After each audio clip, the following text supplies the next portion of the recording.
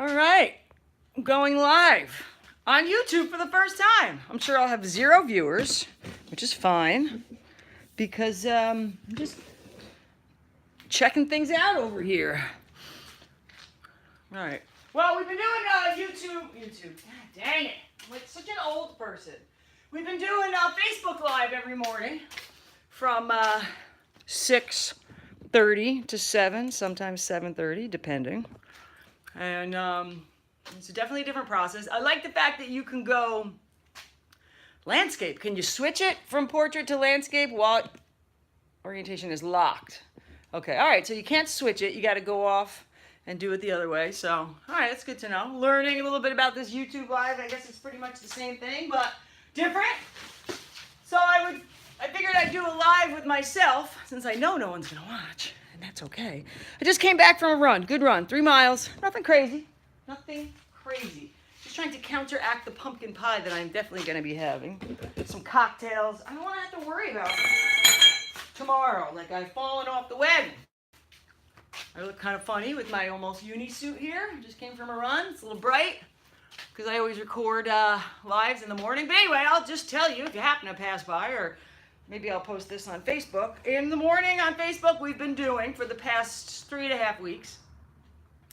Monday has been sort of a Monday mashup, whatever I feel like doing. Whether it's covering a particular topic, exercise, body part, or a heavier or lighter workout, whatever I feel like doing. Tuesday is back and biceps. Wednesday is legs, core, sometimes just legs. Thursday is chest and tricep. Friday is hip. That's our intense day. Also, Monday afternoon with my friend Nadia, we do a live workout at 4:30. Nadia's been taking the reins on that, and more for the purpose that compared to me, she's new to training, but she just started working out, definitely changed her life and who she is as a person, going from really good to even better. She went, after showing a lot of aptitude for understanding sometimes the complexity or the importance of attention to detail in working out if you really want to see improvement and you want to continue to progress. Anyway, so she went and got her NASM certification as a personal trainer. She also became certified through a Les Mills program, Body Combat. So, she's been taking the reins because the best way to enhance your ability to teach and to train people is to do it as often as possible.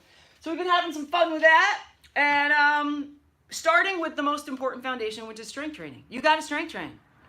And the problem I find is a lot of people want to go to a class or they watch a video, but they're not learning the basic fundamentals. And I get people coming to my classes of all experience levels and age ranges who still cannot articulate some pretty fundamental pieces of information in regard to your success. Why is that important? Well, it's important because the more actual concrete knowledge you have, the more you're going to advance. And that's just a fact. If you're on autopilot and you're already doing good, that's great. But to really break down some very basic information is important for you, but it's also important for you because you have to pass it on. We all have a responsibility to share this endeavor with as many people as possible. And for some reason, we're at the least fit as a species that we have been, just like everything else, the spectrum is broad. We've got really fit people, not the majority, and then we've got really unfit people, and some other people exist in the middle. But the thing about the middle anymore is nobody's naturally doing physical labor. What you do, even, women that stay in the home, that's a lot of work. That's hard work, but there's a lot more convenience in it. When you take an iron, you have a nice lightweight iron. Turns itself on and off. You don't have to put it on the stove. It doesn't weigh 15 friggin' pounds. When you're washing the laundry, you got to load the clothes into the washing machine. You ain't friggin' putting them on a washboard or hanging wool blankets up. Talk about shoulders, etc., etc. Same thing with men. They're usually driving to work and they're oftentimes sitting behind a desk. You guys that are out there busting your hump, doing manual labor, you're already grit fit. So anyway, that is the crux. That is the basis of our company, of Grit Fit Training Corps. We're on a mission to provide all responsible and conscientious citizens with a constant course of action toward physical and mental readiness. And so in that, you also have an obligation to share the knowledge that you have gained in getting physically and mentally ready. If you want to be super fit, great. You don't have to be super fit. You have to be reasonably fit. That's all we're asking. Be ready. I don't want to be having to drag your ass off the line because you're not prepared. Reasonably prepared.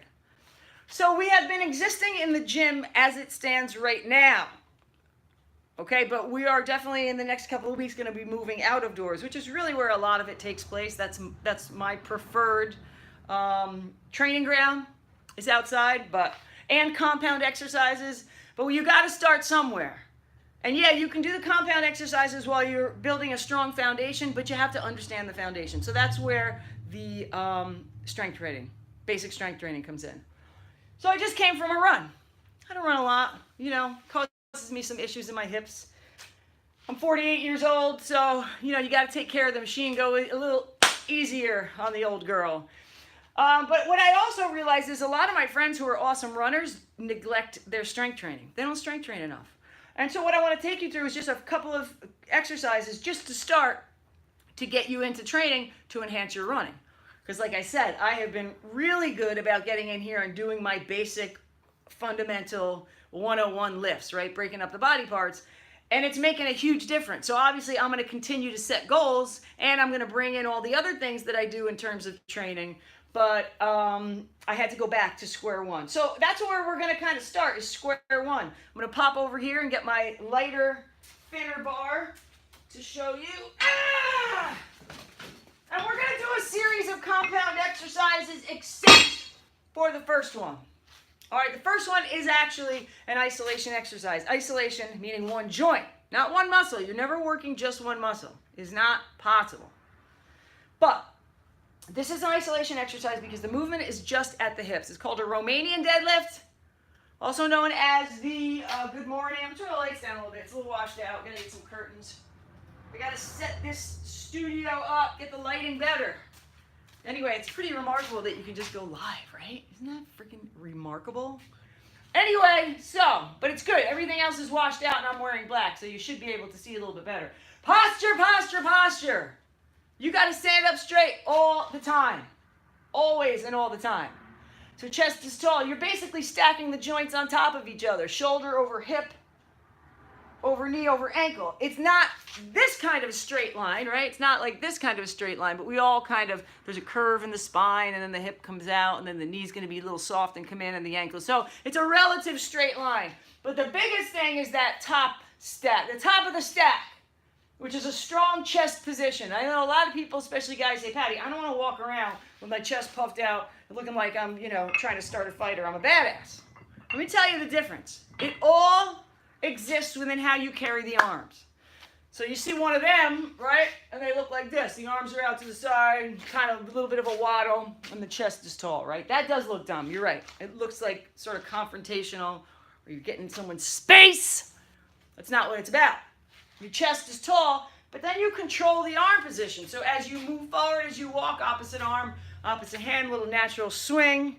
You keep your arms a little bit closer to your side at a ready position, right? If I do this, hey, what's up? That looks dumb. It might look confrontational, but if I bring the arms close to my body and under my control, right? It's body language. So you're absolutely right. There is something to the body language. However, the body language could just be confident and strong, but still, minding its own business, let's just say. Ooh, there's a weird light thing going on. All right, so like I said, Romanian deadlift. Starts with that strong posture. Shoulders are on top. I'm going to grab the bar or the dumbbells. It doesn't matter. With my hands just outside the quads. See that? Hands are just outside the quads and the chest is tall.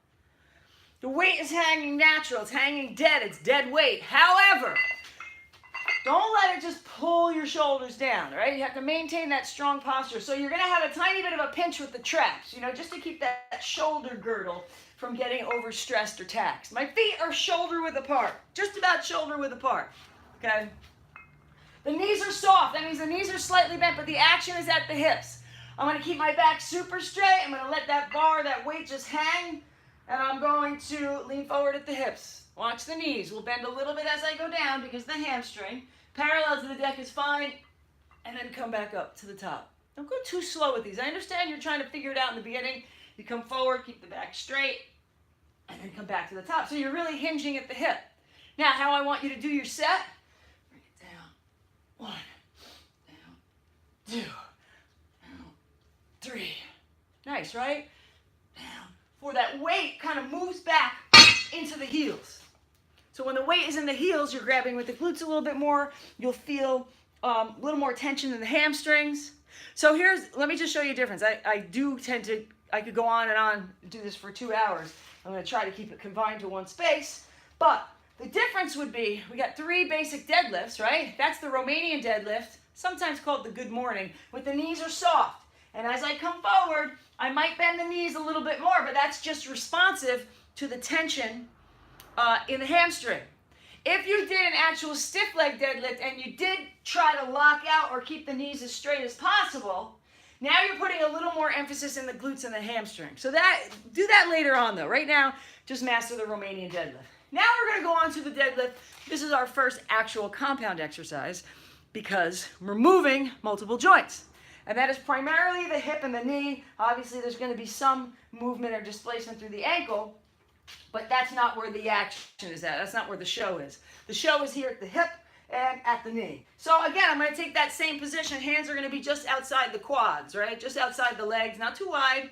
All right, not in front here. I want it just outside. Now, I want you to make sure whether you're in a rep or you're starting the set, whatever it is, whenever you pick anything up, right? Here's your PSA. Bend at the knees. Keep the back straight. Grab onto the object and lift with your legs, right? How many times have you seen that? Freaking posters all over the gosh darn workplace. So you got to stop being a knucklehead. You got to pay attention to this stuff. All right. So it's a dead weight because the weight is hanging dead and naturally, right? I'm not pulling on the bar. It's just hanging. There's no pulling in this exercise. But this is a front-loaded squat. Unlike the last exercise where we're only moving the hips, we are actually bending at the knee and bending at the hip. So I want the knee to stay behind the toe or over the ankle, just about. Let me move out a little bit so you can see this, okay? Now, when I come down for the squat, look, I'm driving the hips back and I'm leaning forward, right? So the action at the hips is causing the torso to become less perpendicular and more parallel to the deck, right here at this angle. And then the bend at the knee brings the upper portion of the leg down towards parallel. But you'll also see, pay attention to the bar. Pay attention to the bar. Bar, bar, bar, coming straight. The bar does not go out of line. My body moves around. I come down to the bottom position, drive through the legs, and come back to the top. So unlike the other exercise where your torso goes parallel to the deck, in your bottom position, as you drive the hips back and bend the knee so the upper portion of the leg becomes parallel or just a little bit less here, right? Shoulder is over knee, or excuse me, shoulder is higher than hip, right? And should remain that way. So when you drive through the legs, all that's happening as you stand up is you're coming to a more upright posture, see? Speed it up a little bit. Bring it down and stand. Bring it down and stand. If I did a squat, I'd put the weight across the top of my back, across my shoulders, and everything would be the same. I come down, upper portion of the leg, shoulder, knee, ankle in one relative line. At the very least, my knee is somewhat behind the toe. So we just put 2 compound exercises, one after the other, the deadlift and then the squat. They are very similar exercises. It's where I carry the weight. So the deadlift can also be done with dumbbells. Hold the dumbbells, hold the dumbbells. Now the palms are facing in, so the dumbbells are hanging naturally at the side. Hold the dumbbell, drop it back. Put the weight in the heels once again. Weight is in the heels. Drive the hips back, bending at the knee. Torso comes forward so the shoulder stays over the knee. Get down to the bottom and bring it back to the top, nice and strong. Very, very simple, but you've got to practice these exercises.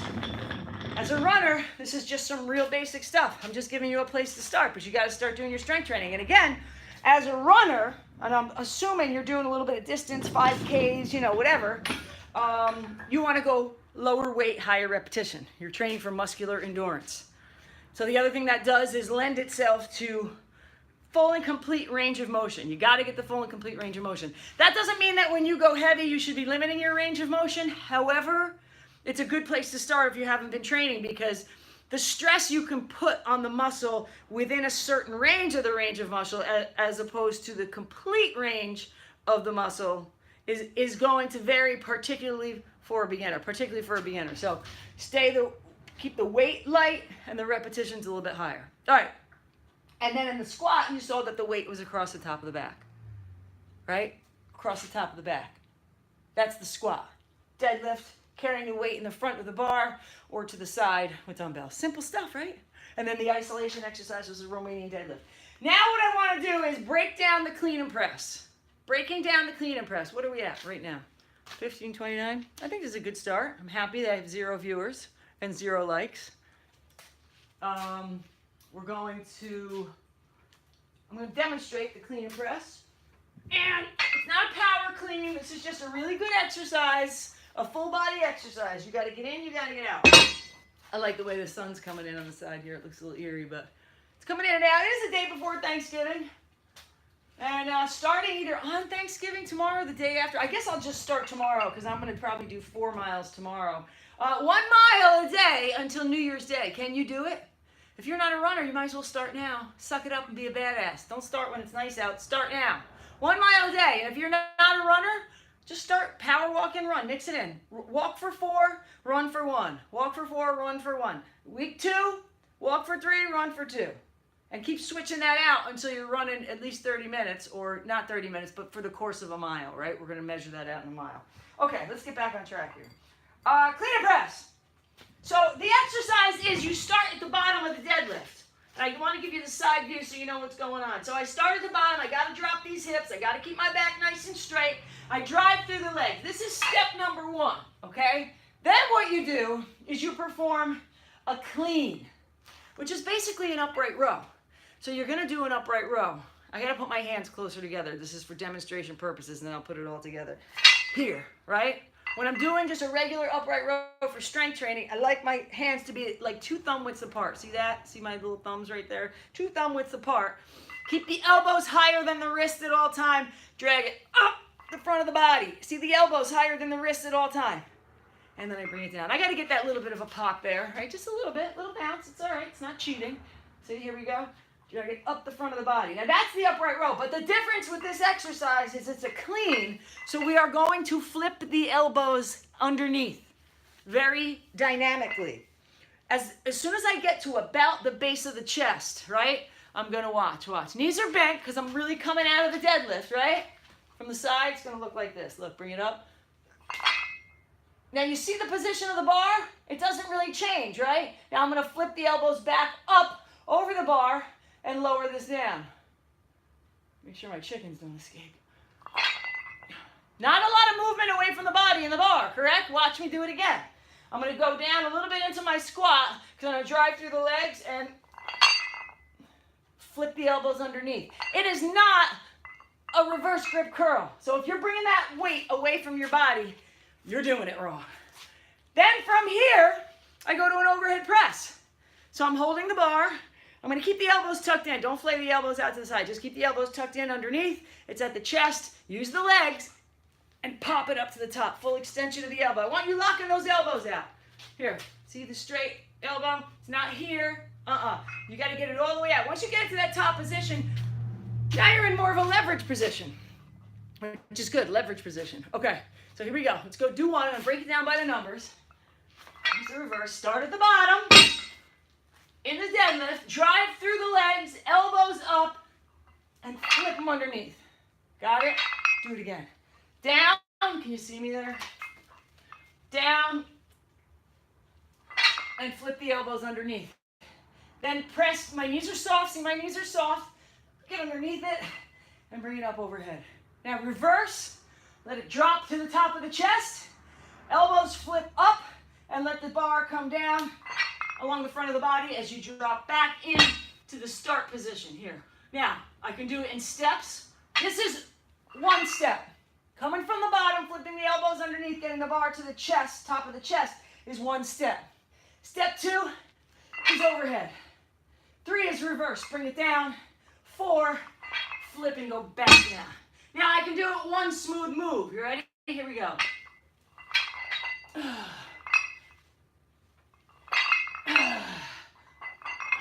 Okay? Simple stuff. Simple stuff, theoretically. Ooh. Like shit. Theoretically. But now you got to practice it. That's what you have to do. Put this stuff in place. Look, you guys, here's the deal. I got to tell you something. All this crap. Is that better? All right, there's so much information out there, and there's a lot of good information. And, there's a lot of good free stuff on YouTube. There's dozens of millions, dozens of hundreds of thousands. There's millions of people out there putting stuff like this, videos up. And you should be able to go through and pick out some really basic pieces of information. This is not rocket science, but you have got to put it into play. And we look and we see all these great pictures, and we look at these bodies that we want, and these things that we want. Stop focusing on that. Focus on the body that you're in and making sure that it's still pretty functional. It's still reasonably fit. It's still ready if shit hits the fan. Or you're going to be a freaking slob, a pain in the ass that I got to deal with. And listen, I'm sorry, but there's a lot of slobs out there right now. There's a lot. I'm not judging you. I'm just saying some of you are a freaking mess, an absolute mess. And it's you got to stop. Can't be running your mouth about everything and not just be able to, be able to do a squat, walk up a flight of stairs without huffing and puffing. I'm not saying you have to run a mile, but you got to be able to go up and down the stairs 5 to 10 times without feeling like you're going to have a heart attack. I'm not attacking you as a person, but I'm just saying it's for your benefit to be reasonably fit. Have a little self-respect and realize that this vehicle that you're in needs a little tune-up. You get your oil changed in your car. You have someone come and clean your furnace at your house. All these other things that you do, but you refuse to do any exercise. And you know what? Go to the park. Walk the dog every day. You don't have to get crazy. I would like you to get one dumbbell, one cinder block, and do a few exercises. All right? But for your runners, really, that's where we started. I always go off on a tangent. So that will soon be clear. And once I start editing videos, then you can edit all this crap out. Anyway, that was my brief, not so brief period of instruction. A little bit of simple strength training, intro strength training for runners. Romanian deadlift strengthens the postural muscles of the back. The actual true deadlift, which is a multi-joint, full body exercise starting at the bottom, driving up, elbows underneath, flip the bar, overhead, bring it down, right? You're getting everything, upper and lower body. The squat is basically the same thing, except you bear the weight across the top of the back. You can do a front squat. We'll cover that some other time. And what else do we do? Clean-up press, right? That was all of them together. All right. See how this looks on YouTube. Anyway, have a good Thanksgiving. I may come back tomorrow on this and start mixing it up. Trying to fix the lighting. Look like I have an aura around me. All right. Have a good day. Have a good Thanksgiving. Don't eat too much. And I'll see you later. Hoorah. Are you sure you want to stop streaming?